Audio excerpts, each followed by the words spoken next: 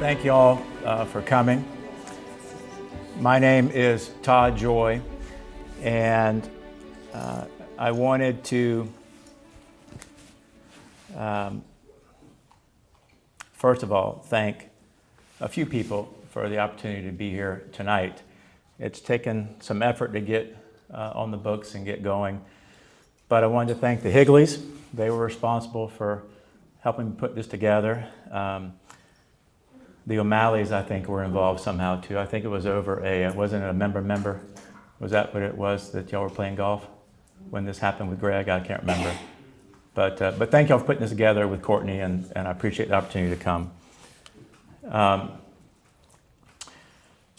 For those of y'all who don't know, I grew up in Mount Pleasant and have been practicing orthopedic and spine medicine for about 25 years in the Charleston area. And about 10 years ago, I had a nagging tennis elbow issue that was causing me great frustration. And after failing many self-administered steroid shots in my elbow, I started trying to reevaluate the way I was practicing medicine. I started realizing that a lot of patients still needed steroid shots, and I still do those. But a lot of patients were getting less and less relief, and the research was getting fairly compelling on other things that we could do to try to help people. So I started focusing on how to get people healthy. How do we repair people so they stay fixed?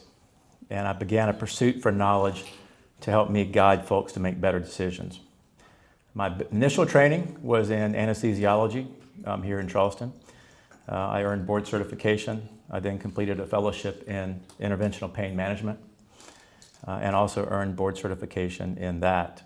I have a fairly busy orthopedic and spine practice, as well as a health and wellness longevity practice. And the wellness part of my practice is pretty cool because, being a small provider, I think I get to be more nimble in thinking outside the box and adapting change and quickly applying recent research that I get from very smart people, smarter than me. So it's my hope today to present some things to you to open your minds up to treatments that you probably don't even know about. I will let you know up front that many of these treatments I'm talking about are not covered by insurance, at least in the eyes of U.S. regulators, and they consider them experimental, but I will show research that supports their use. Some are easy to do, some are free to do, and some have a cost with them.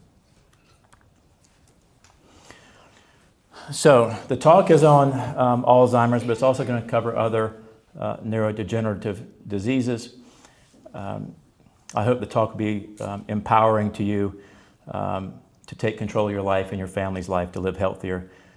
Please know it's not meant to scare anyone. This is meant to keep you from being scared, that these are beatable problems. This topic in particular is very personal to me. My mother-in-law was diagnosed with dementia in her early 60s, and my wife and I and our family witnessed her long goodbye. And on top of that, I have one of the genes for Alzheimer's. So I've devoted hundreds of hours to studying this topic and have increasingly had patients come to see me to discuss how to reduce their risk. To the best of my knowledge, nobody in Charleston has been addressing how this all fits into the Alzheimer's puzzle, which is one of the reasons my practice has pivoted in recent years to address cellular health and the body's innate ability to heal itself. And I think it's important enough that I started developing a program in my office to help patients understand this disease, the factors that cause it, and how to reduce the likelihood of suffering from it. It certainly will not go as deep in detail as I would like, and I certainly will not cover all treatment or prevention options, but perhaps I could return at some point if today's discussion precipitates additional interest. So we're going to cover a little bit about aging as well, because anything you do to reduce your risk of Alzheimer's will help you age better and live healthier.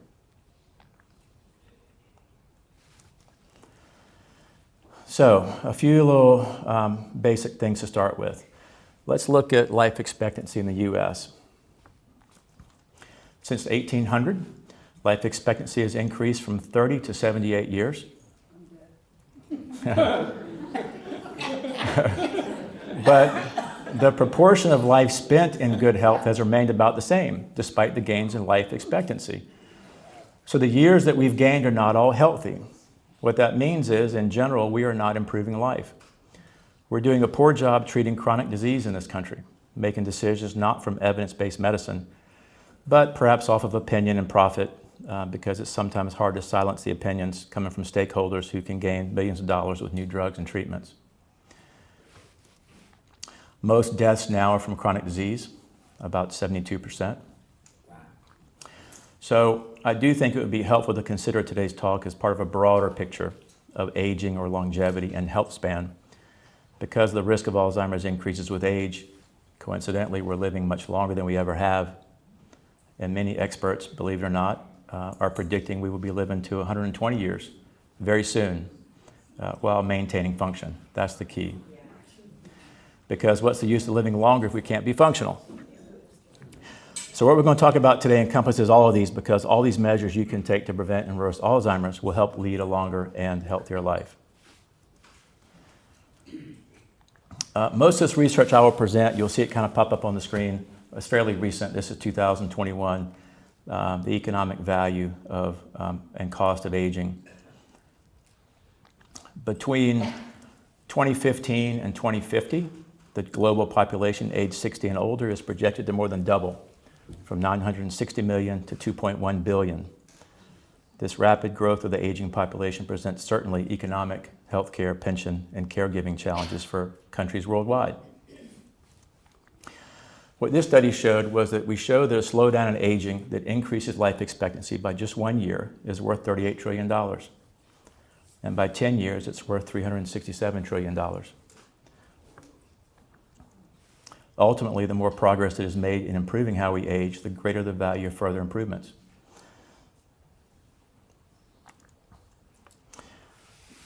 Now, you can tell I did not get permission for this slide because it's got watermark on the back. But I love this quote. I use it often when I was a scoutmaster in Troop 20 in Mount Pleasant. The scout motto is "Be prepared." And this perfectly illustrates it. And as you can imagine, it's hard to capture the attention of 14-year-old teenagers by telling them to be prepared. So I oftentimes resorted to dig the well before you're thirsty. But that does get to the point. Don't know if you guys have ever were aware of this a few years ago. This was a catalyst for me as well, because I've been meaning to put together some form of community talk on this topic, and what gave me the final push was this show. Anybody seen this? How many saw this a year or two ago? It's worth looking at. Chris Hemsworth is an actor, and it's 6 series. I think they're about an hour long, and he goes through these physical challenges. And it's if you can watch it, great. I would focus on episode 5, his memory. It happens to be that during episode 5, he's confronted with the news that he had inherited 2 copies of the Alzheimer's gene from his parents. And so after that, he took time off of work, reorganized his life, prioritized things to focus his life on beating it. So it's called Limitless. So if you look at dementia, not all dementias are the same. Not all dementias are Alzheimer's, but most are. About 60% of dementias are Alzheimer's, and they're characterized by these amyloid plaques, by beta tangles. You hear about those. The symptoms include impairments in memory, language, visual, spatial skills. Then you've got vascular dementia, which is about 20%, and that's characterized by injury to the blood vessels leading to the brain, and that can impair motor skills and judgment. The Lewy body dementias are 10%, with problems with hallucinations, distorted sleep, impaired thinking, and then frontotemporal or personality changes mostly. So certainly Alzheimer's is the big gorilla in the room. Alzheimer's is frequently referred to by the 5 A's. They call them anomia, which is the inability to remember names of things; apraxia, which is the misuse of objects because of a failure to identify them; agnosia, which is the inability to recognize familiar objects, taste, sounds, and other sensations, amnesia, memory loss, and then aphasia, which is the inability to express oneself through speech. We fear Alzheimer's as we fear no other disease, and there are at least two reasons for that. First, it's the only one of our nation's 10 most common causes of death for which there is no effective treatment.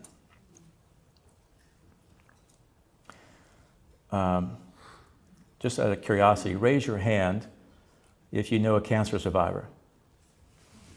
All right. Now raise your hand if you know a dementia Alzheimer survivor. So everybody knows a cancer survivor, but nobody knows an Alzheimer survivor. Second, lots of diseases are fatal. Alzheimer's is worse than fatal. It robs its victims of their very humanity and terrorizes their families. Their memories, their capacity for thought, their ability to give life, to live full and independent lives are all gone. And it can bankrupt a family. Treating or caring for a family member with Alzheimer's can reach higher than $100,000 a year.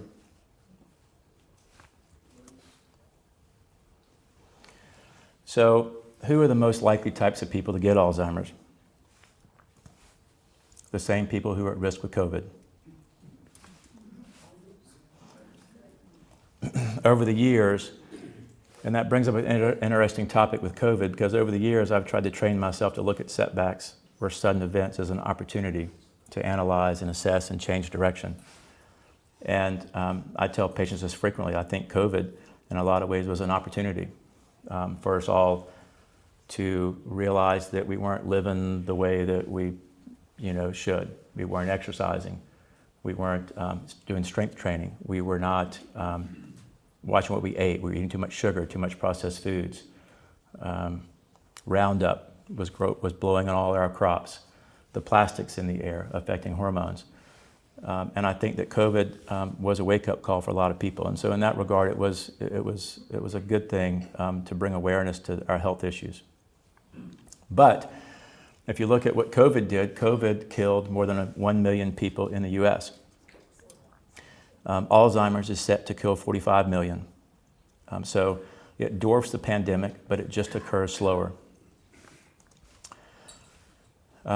Folks with metabolic syndrome and mitochondrial dysfunction are at risk for Alzheimer's.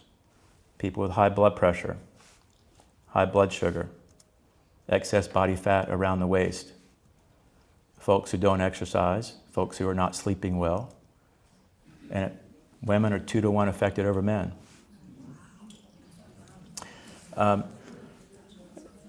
Men have almost a 2 to 1 ratio the other way for Parkinson's and ALS. So you're at increased risk if you're a woman, if you're actively going through menopause, or if you had COVID, for example. Basically anything that triggers a lot of inflammation puts you at risk for Alzheimer's, but more on inflammation a little bit later. The good news is that if you catch this early on, it can be reversed completely. But as you get later and later, full reversal is less likely. We've got 4 well-known stages of cognitive impairment. The first one's asymptomatic, so that's self-explanatory. The second one is SCI, which means subjective cognitive impairment. You still score normal range on testing, but you know something's not quite right. This stage lasts about 10 years. So no one else really sees that, but you know that something's brewing in the background, perhaps. Then there's MCI, mild cognitive impairment. And this is when you're starting to do poorly on cognitive testing. And unfortunately, this is a relatively late stage of Alzheimer's. Then the fourth and final stage is dementia. And this is when not only you're performing poorly on cognitive testing, but you're having trouble with daily living activities. But there are a couple problems with this list. First of all, MCI is defined terribly, because that's like telling someone they have mildly metastatic cancer. Because by the time cognitive loss becomes very obvious, as it can in the MCI stage, the process has been going on for about 20 years. and the brain could have lost 50 to 70% of its neurons. Second, we don't even have a treatment to keep people with SCI or MCI from going on to develop full-blown Alzheimer's. So a paradigm shift is underway because we used to think that Alzheimer's was a disease of your 60s, 70s, 80s, maybe 90s. Well, we now know this is outdated because symptoms precede the actual diagnosis by 20 years. That is, actually turns it into a disease of your 30s, 40s, and 50s and 60s. So whereas we used to say that, you know, if you forget where you parked your car in a garage, you don't worry about it. But if you forget that you brought a car, then let's worry about it. Now we want to pick up and change the philosophy where when you start forgetting where you park your car, then let's try to address that and figure out what that is, because that's a problem. So the other part of this initiative is trying to redefine these stages. So you still have asymptomatic, but by renaming SCI as MCI and renaming MCI as dementia. And that way we start picking this up earlier so that we can intervene. So that the symptoms are addressed with more urgency much earlier, because with proper recognition, as I said, and lifestyle changes, it's completely reversible and preventable. So now we're going to lean on economics. Econ 101, the law of supply and demand. A lot of experts will say that neurodegeneration is perhaps the area of greatest failure in medicine because the classical view is turning out to be wrong. With dementia, there is not one problem or cause that can be solved by one intervention or one medication. It's really a network insufficiency. You have 100 billion neurons in the brain. Each one has nearly 10,000 connections. So you have almost 1 quadrillion synapses in the brain. And you have a supply and demand, just like economics, because it's inflammation and energy. Alzheimer's disease is essentially about two things: energy, which is the supply, and inflammation, which is the demand. The brain requires a large amount of energy, about 20% of your total body production. Too little energy and too much inflammation, and your brain starts downsizing. So basically your body says, we don't have enough energy to support all the synapses, so we're going to downsize the brain. So this is why when we look at preventing and reversing Alzheimer's and many other disease states, we have to look at improving mitochondrial function. And that's going to be a common topic in the coming years with medicine, is addressing mitochondrial function. You may remember, you might not, from high school that mitochondria are the powerhouse cells of the body because they make ATP. ATP is the currency of the body. That is your energy. And so the special thing about ATP and mitochondria, energy, energy, energy. And so with inflammation and energy, these things get out of balance, and it leads to brain shrinkage. So you've heard about amyloid and these tangles. So is it all about amyloid? What is amyloid? Well, amyloid is a peptide. It's meant to protect the brain. It's antiviral, it's antimicrobial, and it's antifungal. It's part of your innate immune system, part of your inflammatory response. So we're going to look for a second at the immune system, because there are two types of the immune system's got two components, the innate system and the adaptive system. So the innate immune system is the body's first line of defense against an invader. It's nonspecific and does not involve antibodies. So its purpose is to immediately go out and prevent the spread and movement of any pathogen throughout the body. Part of this process involves deploying these things called cytokines, which is the body's response to these insults. The adaptive system is much slower, but it's specific to the individual pathogen. And this system involves antibodies, and it's much longer lasting. The adaptive system also uses much more energy. So part of the role of the adaptive system is to calm down the innate one, to turn that one off. So one fires up, This one fires up and the innate calms down. This relates really well to COVID because what we saw with COVID in people with low energy stores, meaning mitochondrial dysfunction, metabolic syndrome, is that the adaptive immune system didn't have enough energy and could not turn down the innate one. So the innate one ran wild. And so without proper energy reserves to turn it down, the innate system ran overtime, which led to what was called cytokine storm. You heard that all over the media. And that resulted in the real terrible COVID cases and deaths.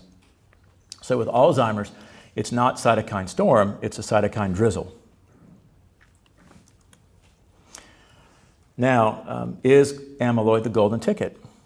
Because targeting amyloid was supposed to be the golden ticket to curing Alzheimer's.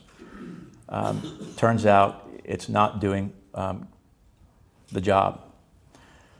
So let's look at amyloid for a minute. And I'll have imagine you're living in a neighborhood and there's a bunch of crime that moves in, a bunch of thieves. And so crime elevates.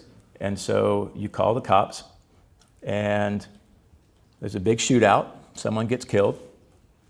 And then you say, well, the cops caused the death. No, the cops came because there was a problem. And that's what happens with amyloid. So the amyloid is the cops. It's part of your innate immune system. It's your response to the insult that's affecting your brain. Unfortunately, the amyloid system has some bullets and is damaging and can cause downsizing of the brain. So people think the way to go about it is to take these recently approved drugs that are just sucking out the amyloid, and oftentimes that's not going to address the problem. I think it was Desmond Tutu years ago that said at some point you got to quit pulling bodies out of the water and find out why they're falling in upstream. And that's what this transition is happening with Alzheimer's and dementia. So these FDA-approved drugs that have been out for a few years, the last one was just approved maybe about a year ago, Aricept, Namenda, and Leqembi. So a growing group of experts are now sounding an alarm that studies on the various drugs like these have been used over the years that patients do worse than people who are untreated.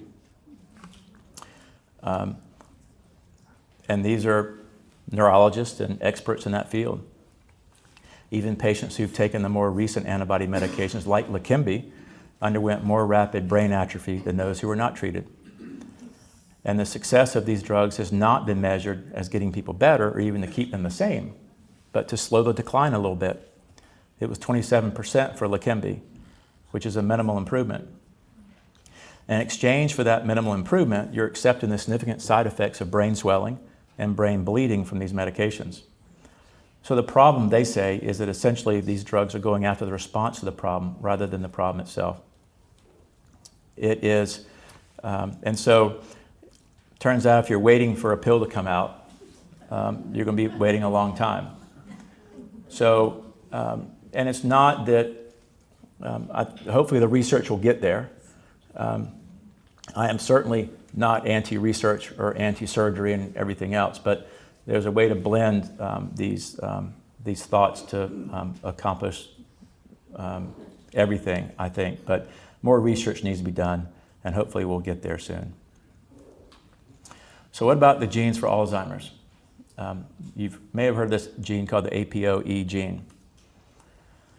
The APOE gene is involved in making a protein that helps carry cholesterol and other types of fat in the bloodstream. APOE comes in several forms. They're called alleles. There's an E2, E3, and E4, and you get one from each parent. You can find out your APOE status. Here's a couple of examples. They're Alzheimer'sorganization.org and Empower DX Lab. It's a swab test. The top one is $125. The next one's $99, so roughly about $100 to that. It's just a swab test. You get the results back in maybe a month or two. It doesn't tell you if you're going to get Alzheimer's. It just reveals which genes you inherited. Sites like 23andMe will do it as well. And there are probably many others.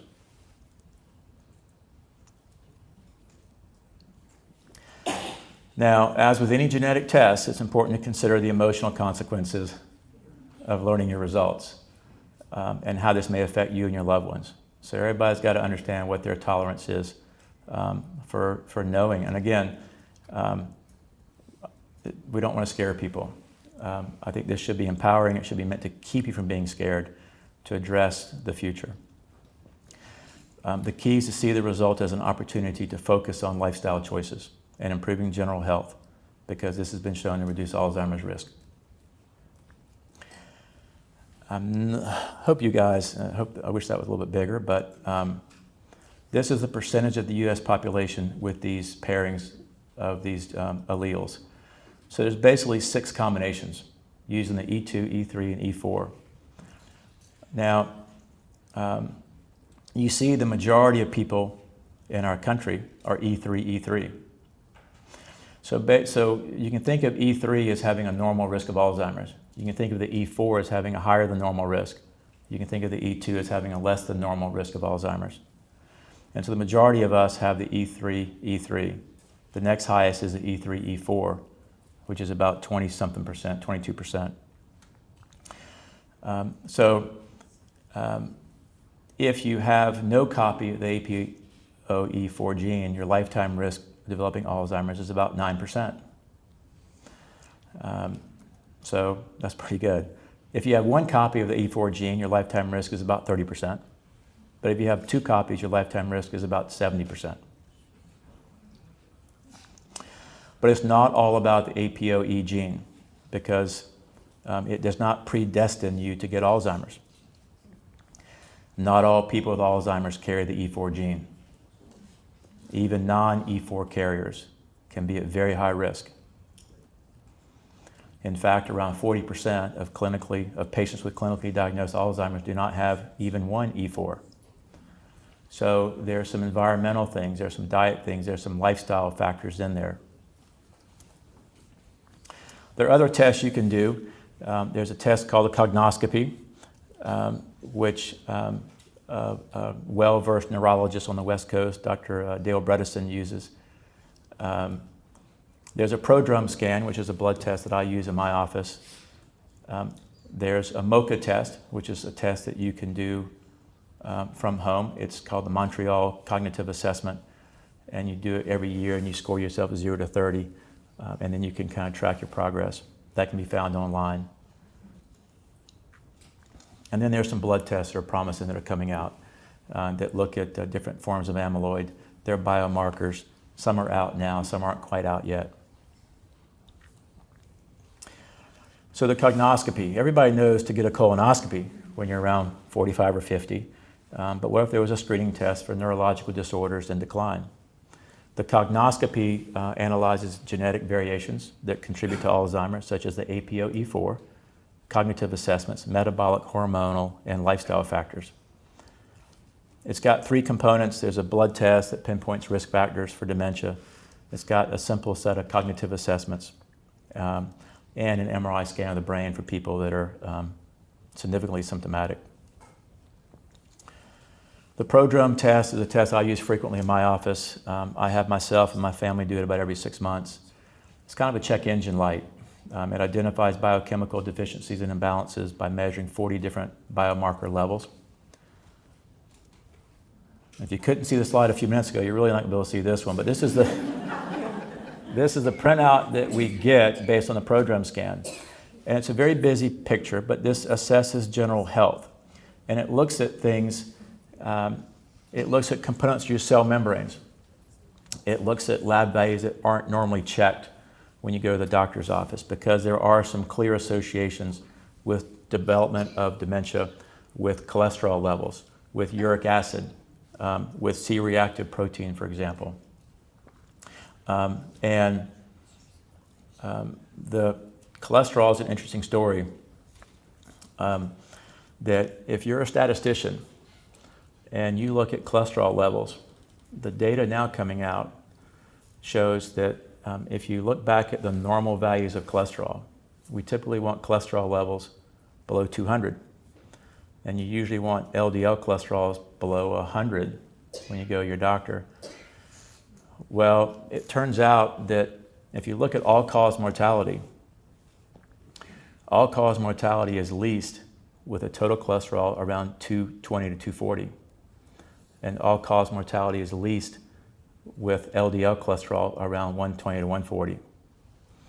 And so this is not saying you got to come off your statin, because some people need them. But if you just look at the stats, that's where it is. And there's a lot of data coming out now that by overtreating cholesterol, that we've been causing autoimmune disease and cancer and dementias, because your cells need cholesterol in the cell wall to help the cells efficiently communicate with each other. So this test helps us look at all these things. There are at least 36 different mechanisms contributing to Alzheimer's, and so it's a huge list. In general, fixing one has very little chance of success. So you got to hit it from different angles. In general, you want to optimize your insulin resistance, your blood sugar balance. You want to fix your sleep, especially deep sleep. You want to optimize your hormones and nutrients. You want to optimize your muscle and fat, your vascular system, your cell energy, which is your mitochondria, and your immune system. And we want to reduce inflammation and infection. We want to reduce leaky gut and leaky brain. We want to address systemic stress and cortisol, and address toxins. And if you do these things, as I said earlier, you'll not only improve your brain, but you'll improve your health span. All right, so let's get started and give you some things that we're looking at these days. Number one, fix your hormones. Estrogen and testosterone play an important role in cognitive decline in women and men. Progesterone is an important role in reducing stress. If you look from a female perspective, we were meant to conceive at a young age, and now that timeline has shifted to much later. So around age 30, progesterone levels start declining and women become estrogen dominant. And that's one of the reasons it's harder for women to get pregnant when they get older, because they have to oftentimes be given progesterone. And so there needs to be a ratio of about 100 to 1 of progesterone to estrogen. And when you're estrogen dominant, the brain doesn't work as well. So progesterone helps you sleep, it helps settle you down, it's a neurostabilizer, and it's a great antidepressant. Testosterone is the forgotten hormone in women, and it declines as well. It's a common reason why women are unable to gain muscle in the gym. They'll go work out and say, I just can't gain muscle. So it relates also to a point of optimizing your labs. And testosterone is a great example of that. You know, in men, testosterone levels have a wide range. It depends on the lab. It could be as low as 250 normal, and the high could be around 900. And that's a huge range. And over time, these lab values, this window of normal, has slowly been shifting down to meet the population, because we're signing young men in their 20s that have low testosterone. And so when you get your testosterone checked and you get a call back from your doctor, and your doctor says, congratulations, your testosterone is 300, you're normal, is trying to shift that mindset to saying, well, I don't want to be normal. Normal means that I'm in the same pool as sick people. I want to be optimized. I want the optimal level. So what's my optimal testosterone? Not just the normal one. Where I got to be in that narrow window. Exercise. Exercise is critically important. It's the currency of aging, because when you're exercising with resistance and strength training, you're improving your insulin, you're increasing ketone levels. And ketones pass easily to your brain to promote something called BDNF, which is called brain-derived neurotrophic factor, which has a very important anti-Alzheimer's effect. Exercise, if you're exercising consistently, it essentially will do the same thing as going from one gene for Alzheimer's to 0. There's that big of an effect. It's critical as you get older. Also, immunosuppression is one of the hallmarks of cancer. And through the release of myokines, exercise has been shown to provide anti-tumor benefits. This BDNF is a key molecule involved in neural adaptations relating to learning and memory. And with aerobics and high-intensity interval training, you're increasing blood flow, oxygenation, and improving vascular tone in the brain. There's something called EWOT, exercise with oxygen, and it adds a powerful oxygen boost to exercise. It improves blood flow and oxygenation. It increases brain injury, 29%. It improves performance, cognitive function, improves sleep, treats concussions, fights chronic fatigue, and it also provides a hyperbaric effect which can drive oxygen deep into the tissues of the brain and body. It's useful in other ways as well. A lot of athletes use EWOT training. These athletes that do this live low, train high, they're living at sea level. They're training under these mechanisms to train at a higher level when they're living at sea level. The next one is fasting, caloric restriction, intermittent fasting. Alzheimer's is oftentimes referred to as type 3 diabetes these days because your brain doesn't use glucose efficiently, and it's insulin resistance. So our brain can only process two foods, either glucose and ketones. And when we get past the age of about 35 years old, we lose the ability to process both. And that's primarily thanks to the standard American diet. They call it the SAD diet. It's a diet with too many carbs. We become insulin resistant, which makes it where we do not use glucose effectively.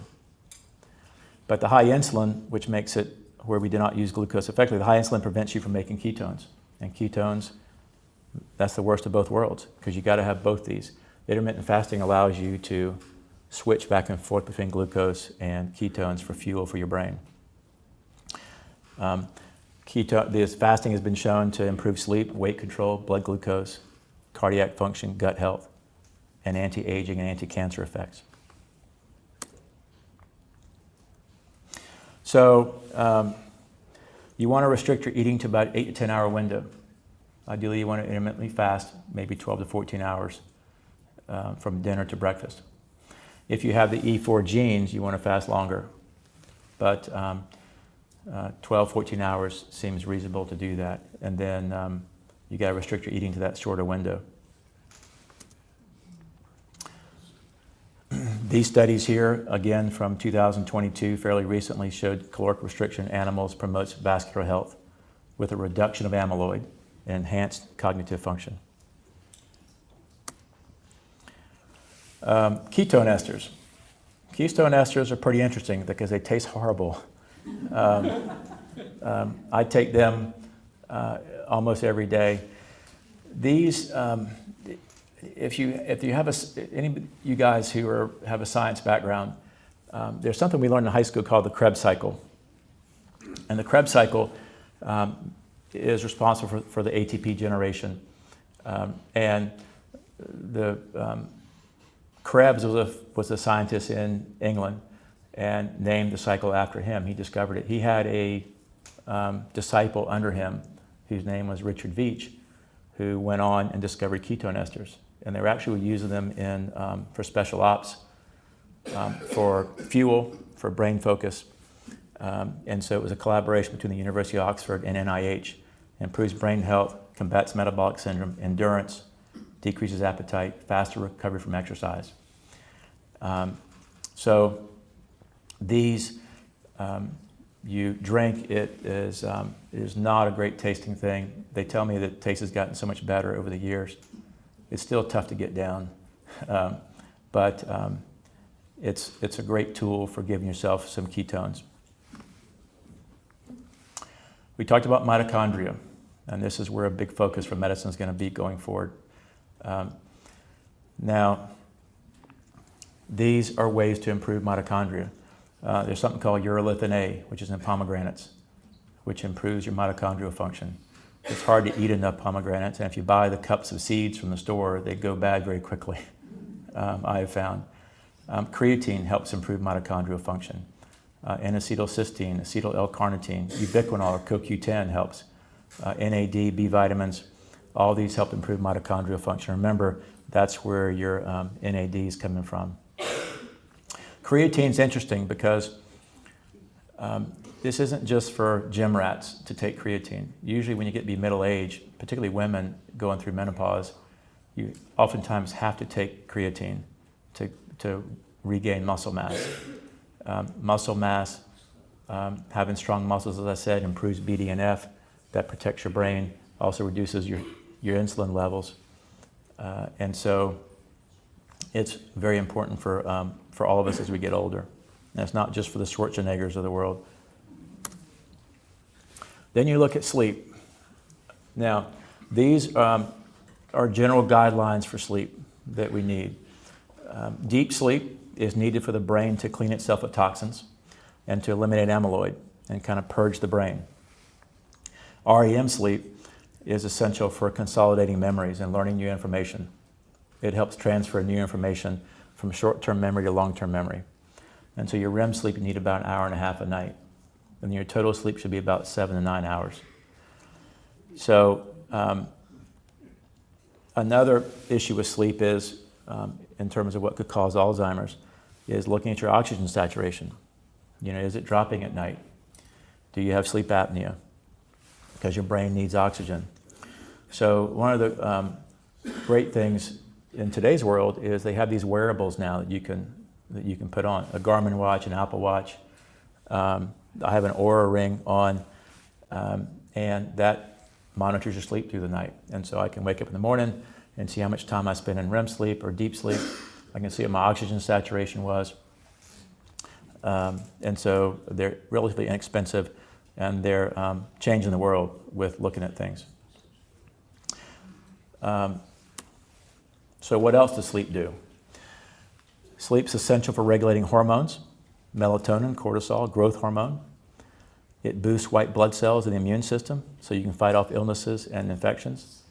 It's useful for protein synthesis, very important for protein synthesis, for building new cells, repairing the body.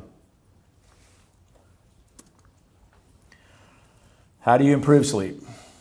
Well, there's a lot of focus these days on blue light, avoiding blue light at night. Even wearing glasses at night to restrict the blue light, watching TV or on your computer. Blue light depletes DHA in the brain. That's an omega fatty acid. You want to limit caffeine and alcohol, limit sugar. You want to exercise, relax before bed. Red light therapy can be helpful. Thermostat.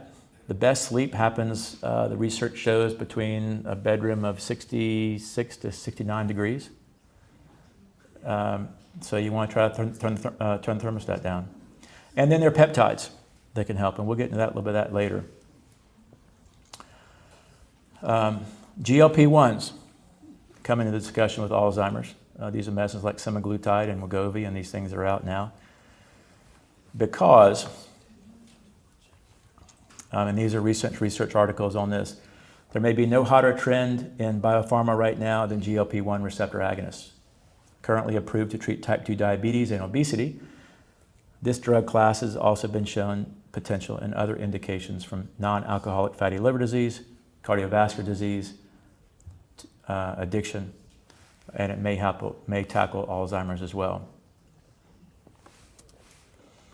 Another article here says emerging evidence suggests that treatment with glucagon-like peptide 1 agonists like GLP-1s could be an interesting treatment strategy to reduce neurologic complications such as stroke, cognitive impairment, and peripheral neuropathy. So this is a good time to talk about, again, muscle mass, because there's a problem with these GLP-1s with muscle mass. Any diet, if you commit to it, you'll lose weight, but you're also going to lose muscle mass if you're not careful. And that is where a lot of patients in medical offices focuses on the weight loss. And their eyes go right to it on the paper, I've lost weight.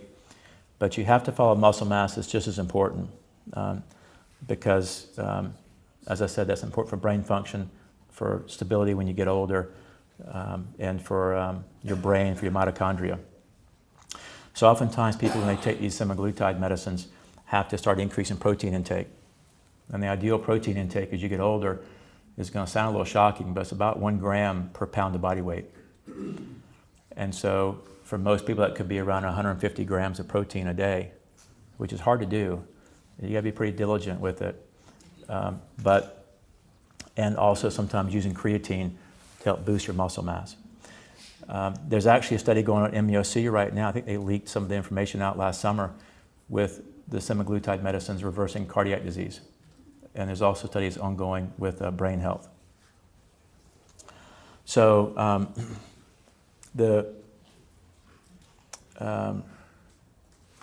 we'll look at these things called plasmalogens.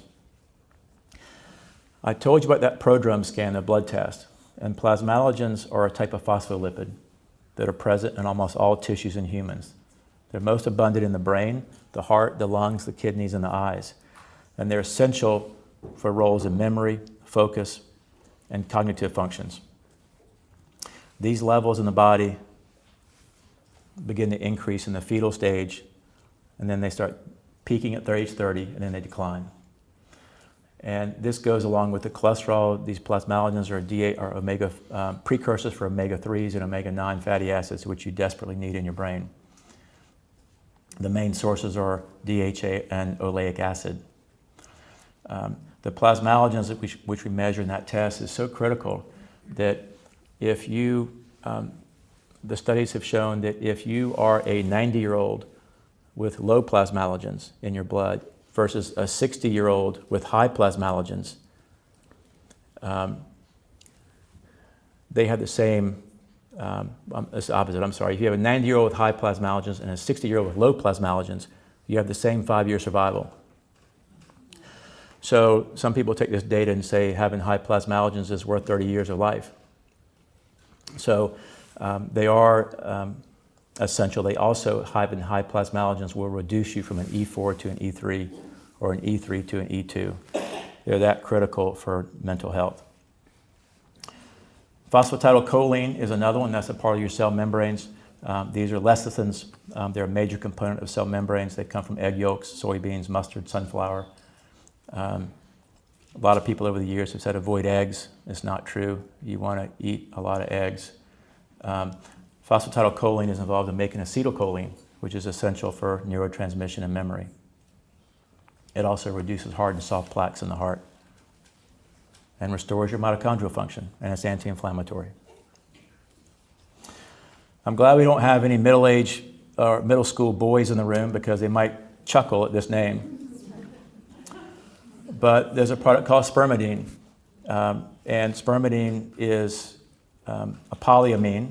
It was found in breast milk and semen, but it's also in aged cheese, soybeans, and broccoli. So really anything that's present in breast milk and semen is pretty important for life. And spermidine is being shown to improve brain health, the immune system, helping with hair growth, aging, longevity, bone health, heart health, diabetes, and obesity. So, and here again, some recent studies on it. And if you look at perhaps the two most regarded diets in the world, it's a Mediterranean diet and there's an Okinawan diet. And they both are connected to longevity, which are highly sought after. Both these diets have one thing in common, which is spermidine. And this is an oral capsule. You can easily obtain it. You take it twice a day. There's something called modified citrus pectin, which these are things, this is a powder. They also have chewables that you can take. These antagonize something called galectin-3. And galectins are a class of proteins made by many cells in the body, but predominantly cells of the immune system. And they're known to be markedly increased in a number of important diseases, such as heart disease and kidney disease. They help you detox from heavy metals and pesticides and mold. Trehalose. Anything that ends in OSE is a sweetener, it's sugar. Trehalose is naturally and commercially produced sugar. It's used as a sweetener and a stabilizer in some food products. It's about half as sweet as table sugar. It's used in food sciences as a sugar substitute and as a stabilizer. This helps, it's a non-glycemic sugar, so it won't raise your blood sugar. I haven't done this experiment, but a colleague of mine told me that they put some trehalose on top of a piece of cake and ate it, and their blood sugar didn't change. So it does help stabilize your blood sugar. It's also used for weight loss, anti-aging, to get more energy. It's a granular substance. It's easy to get. I've got a tub of it in my house that I got from Swanson, the old TV dinner company, so it's pretty easily accessible. Sodium butyrate helps the gut. So you may have heard of the gut-brain axis. Having this leaky gut can affect your brain.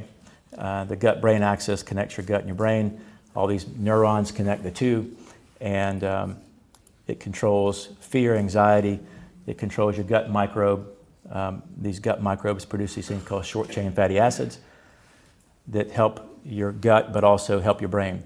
The problem with leaky gut, if you've heard of that, is that your gut has this barrier between your gut and the blood vessels. When you're not eating well, eating processed foods, or not in good health, this barrier has gaps in it. And then what happens is then large food particles that are supposed to stay in your gut and be digested will leak out through this barrier and then trigger your immune system. Your immune system starts seeing these big particles that it's not supposed to see, and your system mounts in a response to it, and that causes inflammation. And so if it's going on in your gut, same thing's happening in your brain. And sodium butyrate is a short-chain fatty acid. It's very inexpensive, and it tightens these junctions up in your gut and also your brain.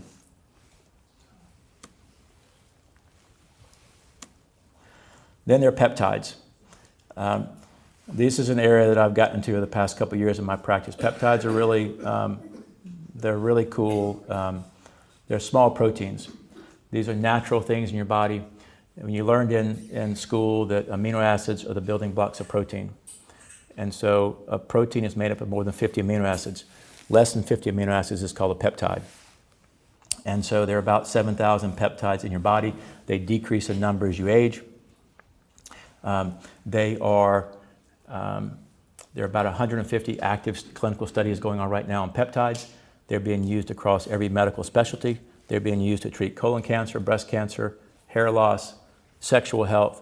They're being used to treat dementia and anti-aging, for anxiety and sleep, for the immune system. They were helpful to treat COVID. They're helpful for weight loss, like semaglutide, for muscle building. And there are some that tend to have a lot of effect for the brain. One is called cerebrolysin. It's a mixture of peptides. It's used in many European countries now for treating stroke and traumatic brain injury and dementia. Dihexa is a peptide developed at Washington State University and improves cognitive function for trauma-based brain disorders. There's one called BPC 157. That's one that I use frequently in patients and myself and my family. BPC, the athletes call that Wolverine because it's for the Hugh Jackman movie with the same name. BPC was discovered in stomach juice, and it's a repair peptide. It repairs the gut, repairs nerves, muscles, ligaments. It's anti-inflammatory, and it produces BDNF, which helps protect your brain. There's a peptide called CJC ipamorelin, and this is a growth hormone peptide, and that can improve brain function. The idea behind these growth hormone peptides is that growth hormone is essential for aging. It regulates your other hormones, your sleep, your weight, your energy level. But when you get to be about age 30, the levels start dropping out of your brain. Your brain's putting less of it out. Your brain's supposed to pulse that out, growth hormone, every 3 hours. When you get to be about age 30, that decreases. And so these growth hormone peptides give your brain the amino acids to get going on that cycle again, to produce this out. And so people that take growth hormone peptides, usually around the 5th or 6th week, get some brain clarity, reduction in brain fog. Also, it helps with sleep and energy and other areas of life. There's a thymosin alpha-1 peptide that was useful for COVID that is very good at treating inflammation and helping with infections. Last couple of slides here revolve around a couple of things that, for all I know, the club here may have these, I don't know, but red light therapy is being a lot of research now in red light therapy with treating inflammation and blood flow, mitochondria, and energy, and helping with sleep, in addition to mood and hair loss and others. And there's my personal favorite, which is the cold plunge. Don't know if you've heard of this guy named Wim Hof, but Wim Hof, the Iceman is what he's known as. And so cold plunging has been shown to improve circulation, vascular health, improves your immune function, helps you burn brown fat, which is leads to more efficient weight loss. So it improves your sleep as well. You just got to be brave enough to jump in. So these are two books I would encourage you to look at and read if you get a chance. I've read these, and there's many points in my talk tonight that were based off these. Dale Bredesen is a world-renowned neurologist who is pioneering a lot of these changes with Alzheimer's and how we look at it. And then Dan Goodnow is a PhD, and he runs that prodrome scan. And both these fellows are geniuses and have taught me a lot. These are easy reads. Both these guys have great ways of breaking this down into easy to understand terms. So the action items. Exercise, particularly resistance and strength training. You want to optimize your hormones. I didn't mention this thing called the Dutch test. Most people will check hormones with a simple blood test. The Dutch test is a dried urine test, and you do it at home. You basically pee on filter paper 6 or 8 times during the day, and it measures your hormones throughout the day, and it measures cortisol too, and that gets mapped out. Blood tests are great, but they look at one sample at one moment in time, and this measures it over the course of a whole day, and that can get interpreted to see how you're processing estrogen, for example. We know that estrogen can be metabolized down 3 different pathways in the body. One pathway is pro-cancer, one pathway is anti-cancer, and one pathway is kind of a mixed bag. And so if you do a Dutch test, you can see which way you're processing your estrogen to know if you're really at high risk for cancer by taking estrogen. And there are things you can do to block one pathway or the other. And so a Dutch test is a great test to do. Intermittent fasting, 12 to 14 hours. Ketone esters, consider them. They're available online. Support your mitochondria. Improve your sleep, 60, 90, and 7 to 9 hours. Consider these GLP-1s for their cardiac benefit, but also the brain benefit, and reducing your insulin and your sugar. Consider getting a prodrome blood test. You want to eat a plant-rich diet, usually with animal protein, with high in omega-3s and 9s. And a lot of that includes organ meats too, or capsules that have organs in them. Fix your gut. Consider the use of peptides, a cognoscopy, and a MOCA test. So the last part, Tom, do I go back? You bet. And this is just, obviously this is a short list. I'll run them all up here for you, but there are others as well.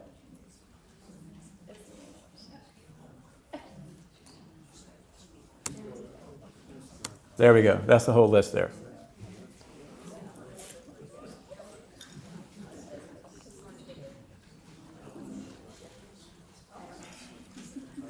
So, thank you for your attention. Personally, it's been reassuring and exciting to have all these options and more going forward for me, my health, my family, and my patients. I hope some of this has been equally inspiring for you, probably a little overwhelming too, but I hope that it kind of sets you in the right direction. I wanted to also let you know that hope is not a strategy.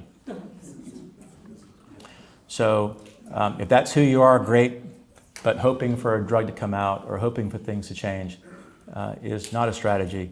I would encourage everyone that's concerned about this to get educated on it, read the books, ask questions, and also to know that we're not after perfection.